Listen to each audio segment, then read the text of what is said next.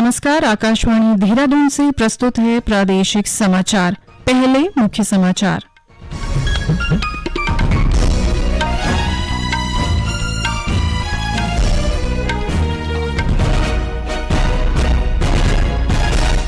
प्रधानमंत्री नरेंद्र मोदी ने लोगों से अंगदान के लिए आगे आने का आग्रह किया। श्री मोदी ने कहा, देश में अंगदान के लिए सरकार एक समान नीति पर काम कर रही है। दिल्ली देहरादून एक्सप्रेसवे का निर्माण मार्च 2024 तक होगा पूरा। मुख्यमंत्री पुष्कर सिंह धामी ने एक्सप्रेसवे के तहत चल रहे कार्यों का निरीक्षण किया। केंद्रीय रक्षा और पर्यटन राज्य मंत्री अजय भट्ट ने पंतनगर से जयपुर अहमदाबाद के लिए हवाई सेवा का शुभारंभ किया। और प्रदेश भर में चैत्र नवरात्रि की धूम। आज के दिन 5वीं शक्ति मां स्कंद माता की पूजा अर्चना की जा रही है। समाचारों के साथ मैं व्याख्या चंदोला। अब समाचार विस्तार से।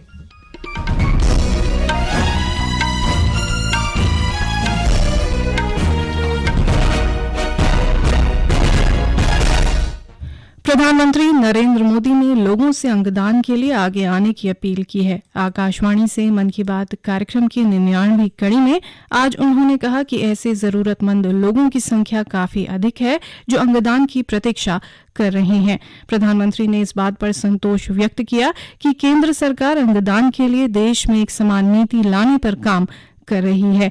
श्री मोदी ने यह भी कहा कि अंगदान के लिए राज्यवासी होने की शर्त को हटाने का निर्णय लिया गया है। इससे लोग किसी भी राज्य में अंगदान के लिए अपना पंजीकरण करा सकेंगे। देश में ऑर्गन डोनेशन के प्रति जागरूकता बढ़ रही है। साल 2013 में हमारे देश में ऑर्गन डोनेशन के 5000 से भी कम केसेस थे, लेकिन 2022 में ये संख्या बढ़कर 15,000 से ज्यादा हो गई है। मुझे संतोष है कि अंगदान को आसान बनाने और प्रोत्साहित करने के लिए पूरे देश में एक जैसी पॉलिसी पर भी काम हो रहा है।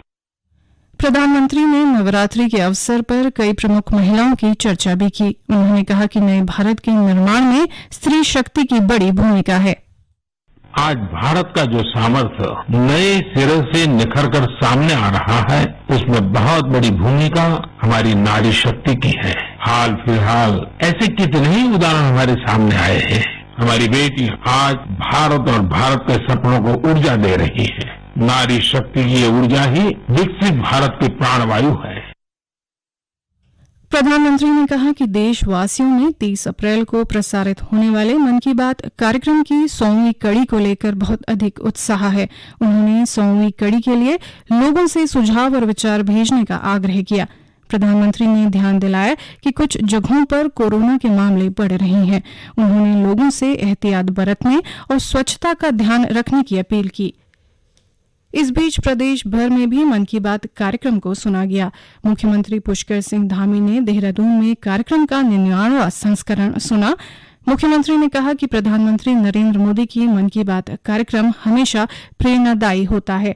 उधर केंद्रीय राज्य मंत्री अजय भट्ट ने रुद्रपुर में कार्यक्रम को सुना। दिल्ली देहरादून एक्सप्रेसवे का निर्माण मार्च 2024 तक पूरा करने का लक्ष्य रखा गया है। इसी के तहत मुख्यमंत्री पुष्कर सिंह धामी ने आज एक्सप्रेसवे के तहत उत्तराखंड में चल रहे कार्यों का निरीक्षण किया। मुख्यमंत्री ने डाटकाली के निकट एलिवेटेड रोड के निर्माण कार्य और डाटकाली में बन रहे टनल का भी निरीक्षण किया। मुख्यमंत्री ने कार्यदायी संस्थाओं को निर्धारित समयावधि में कार्य पूरा करने और गुणवत्ता का विशेष ध्यान रखने को कहा। उन्होंने कहा कि कार्य में तेजी लाने के लिए NHAI को राज्य की ओर से सहयोग दिया जाएगा।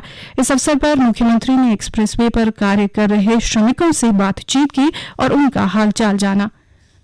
आकाशवाणी के लोकप्रिय कार्यक्रम प्रधानमंत्री की मन की बात पर आधारित विशेष श्रृंखला आज की कड़ी का विषय है अटल इनोवेशन मिशन। प्रधानमंत्री नरेंद्र मोदी ने सरकार संभालते ही बेरोजगारी को खत्म करने की दिशा में कई कदम उठाए। जानकार भी मानते हैं कि नई संभावनाओं के लिए बड़े पैमाने पर कुशल हाथों की ज्यादा जरूरत पड़ेगी।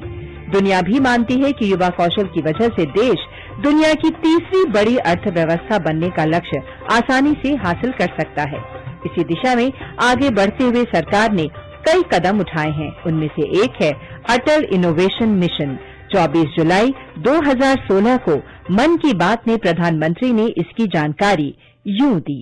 जब मैं लेटेस्ट एम टू इनोवेट कहता हूं तो मेरा एम का मतलब है अटल इनोवेशन मिशन। नीति आयोग के द्वारा अटल इनोवेशन मिशन को बढ़ावा दिया जा रहा है। एक इरादा है कि इस एम के द्वारा, अटल इनोवेशन मिशन के द्वारा पूरे देश में एक इकोसिस्टम तैयार हो। इनोवेशन, एक्सपेरिमेंट, एंटरप्रेन्योरशिप, ये एक सिलसिला चले और उससे नए रोजगार की संभावनाएं भी बढ़ने वाली हैं। हमने नेक्स्ट जनरेशन इनोवेटर्स अगर तैयार करने हैं तो हमारे बालकों को उसके साथ जोड़ना पड़ेगा।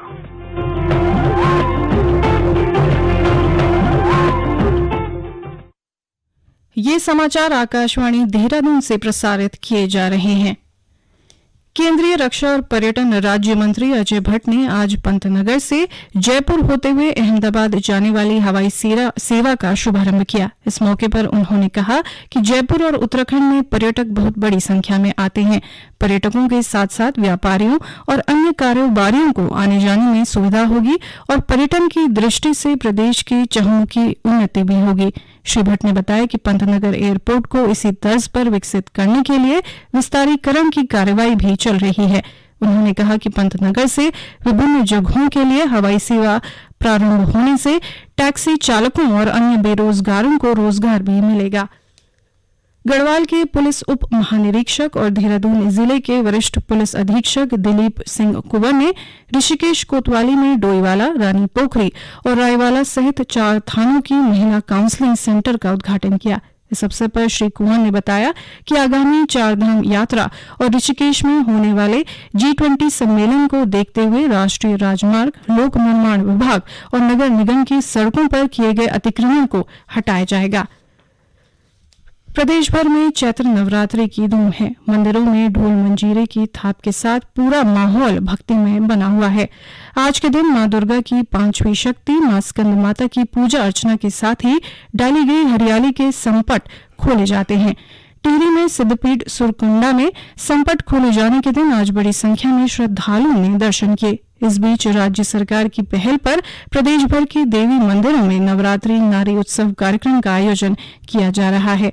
चंपावत जिले में भी देवी मंदिरों में नवरात्र के दौरान रोस्टर के आधार पर नारी उत्सव कार्यक्रम का आयोजन किया जा रहा है।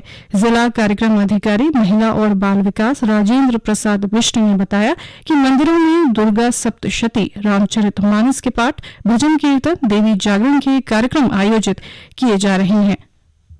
हमारे द्वारा जो जनपद के विभिन्न मंदिर हैं, विशेषतः माता जी के मंदिर, सभी में कार्यक्रम निर्धारित किए गए।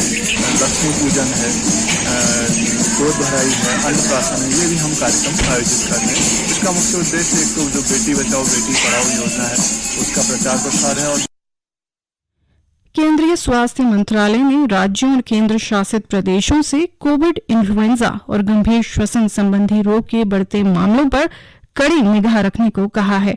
मंत्रालय ने परामर्श में कहा कि कोविड और इन्फ्लुएंजा में कई समानताएं हैं।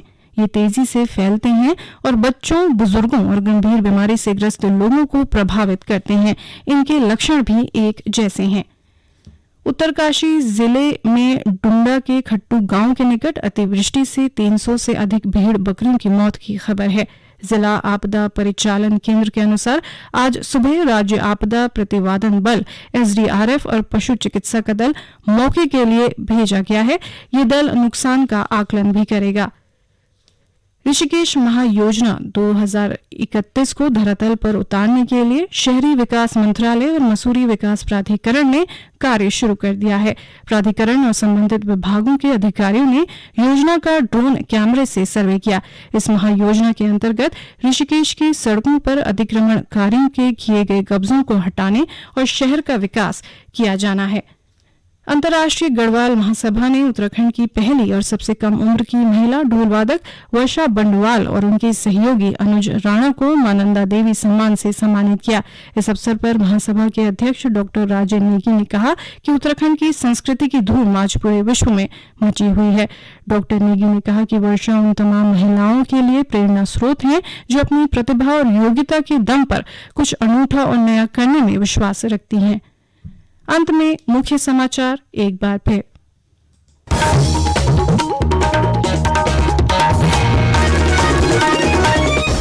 प्रधानमंत्री नरेंद्र मोदी ने लोगों से अंगदान के लिए आगे आने का आग्रह किया। श्री मोदी ने कहा, देश में अंगदान के लिए सरकार एक समान नीति पर काम कर रही है।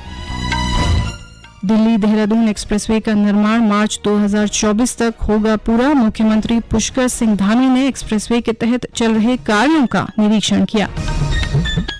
केंद्रीय रक्षा और पर्यटन राज्य मंत्री अजय भट्ट ने पंतनगर से जयपुर अहमदाबाद के लिए हवाई सेवा का शुभारंभ किया।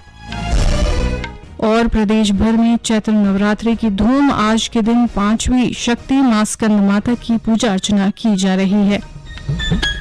इसके साथ ही प्रादेशिक समाचार का ये बुलेटिन समाप्त हुआ। नमस्कार।